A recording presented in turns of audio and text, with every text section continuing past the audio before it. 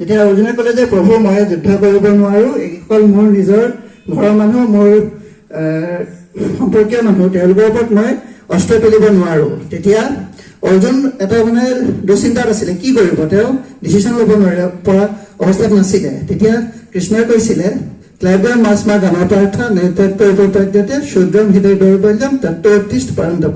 সেই পিতাপুত্ৰ অৰ্জুন, এয়া তোমাৰ হৃদয়ৰ দুৰ্বলতা, যাৰ কাৰণে তুমি নিৰ্ণয় ল'ব পৰা নাই। আৰু এতিয়া তুমি হৃদয়ৰ দুৰ্বলতা ত্যাগ কৰি নিৰ্ণয় লোৱা, আৰু বৰ্তমান তোমাৰ কৰ্তব্য হৈছে যুদ্ধ কৰাটো। এতিয়া আমাৰ কৰ্তব্য কি? অধ্যয়ন কৰা, হয়নে নহয়? গতিকে আমি আমাৰ সকলো অজুহাত, সকলো হৃদয়ৰ যিমান দুৰ্বলতা আছে তাক ত্যাগ কৰি আমি অধ্যয়ন কৰিব লাগিব। আৰু জীৱনৰ আহিবলগীয়া নেক্সট 5 বছৰ 10 বছৰ আমি আমাৰ জীৱনত তপস্যা কৰিব লাগিব। সেই তপস্যাৰ পৰা আমি যি পাম, সেই তপস্যাত আমাক ইয়াৰ পাছৰ পৰ্যায়ত 7 বছৰ বা 10 বছৰ আমাৰ যি তপস্যা হ'ব, সেই তপস্যাই আমাক গোটেই জীৱনলৈ আমাৰ জীৱনটো সুন্দৰ কৰি তুলিব। এতিয়া তোমালোকৰ মাজৰে এজন ছাত্ৰ পবিত্ৰ নন্দী, নহয় জানো তেখেতৰ নামটো? তেখেতে ডিচিপ্লিনৰ ওপৰত বৰ ধুনীয়াকৈ কৈছিলে। ডিচিপ্লিনৰ এটা শব্দ, এটা এষাৰী বাক্য আছে, discipline is the highest level of self love.